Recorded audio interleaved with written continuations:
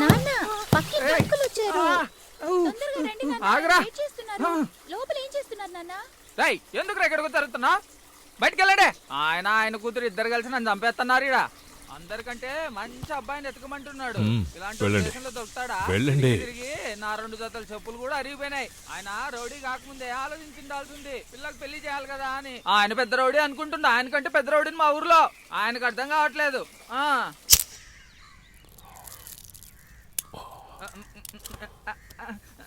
అన్నా ఎప్పుడు వచ్చినావన్నా? నీ ఫస్ట్ డైలాగ్కే వచ్చా. దేవుడా, నేను మాట్లాడుకున్నాను తినేసినట్టున్నాడు. మీ కూతురికి తగ్గ అబ్బాయిని ఎలాగైనా వెతికి పెడతా అన్నా. నిజమన్నా, మీ డిమాండ్స్ అన్నిటికీ ఓకే చెప్పిన ఒక అబ్బాయిని ఆల్రెడీ వెతికి పెట్టానన్నా. ఆ అబ్బాయి మీకంటే కొంచెం హైట్ ఉంటాడు, పర్లేదు కదన్నా? లేకపోతే డాక్టర్ సంబంధం చూడమంటారన్నా? డాక్టర్ వద్దన్నా మనకి. ఈ మధ్యనే ఒక ధనవంతుల సంబంధం వచ్చిందన్నా. ఆయనకు సొంతంగా 3 ఫ్యాక్టరీలు కూడా ఉన్నాయి. అది కన్ఫర్మ్ చేసేద్దాం. మరి మీ డిమాండ్లు అన్నిటికీ కరెక్ట్గా సరిపోయే అబ్బాయి అన్న. సిగరెట్లు తాగడు, మందు తాగడు, ఎటువంటి చెడ్డ అలవాట్లు లేవు అసలు. ఆ అబ్బాయిని వాళ్ళ ఫ్యామిలీని తీసుకొని రేపు మీ ఇంటికి వచ్చేస్తా అన్న. ఇప్పుడు మీరు ధైర్యంగా ఇంటికి వెళ్ళండి. రేపు పొద్దున్న నేను ధైర్యంగా వచ్చేస్తాను. ఖచ్చితంగా వస్తా అన్న, నమ్మరా? అదే అయ్యో మీరు వెళ్ళండి అన్న, జాగ్రత్తగా వెళ్ళండి అన్న, నేను వచ్చేస్తా.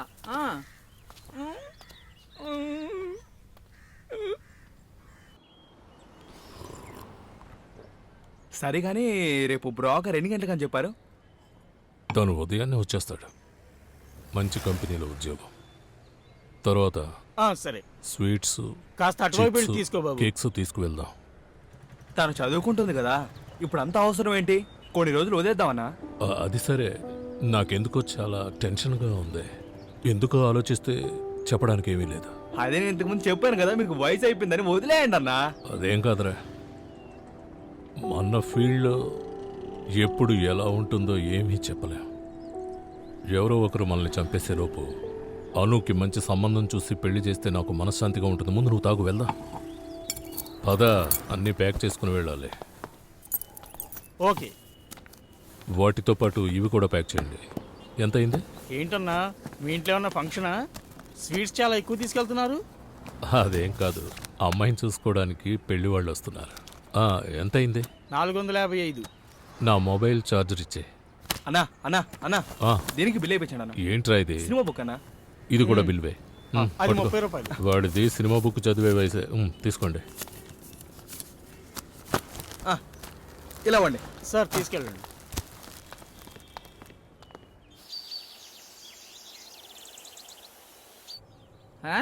బేకరీలో ఉండాల్సింది అంతా ఇక్కడే ఉన్నట్టుంది. మీరు పొద్దున్నే తినేసి వచ్చినట్టున్నారుగా. అయితే నేను లాగిచ్చేస్తాను.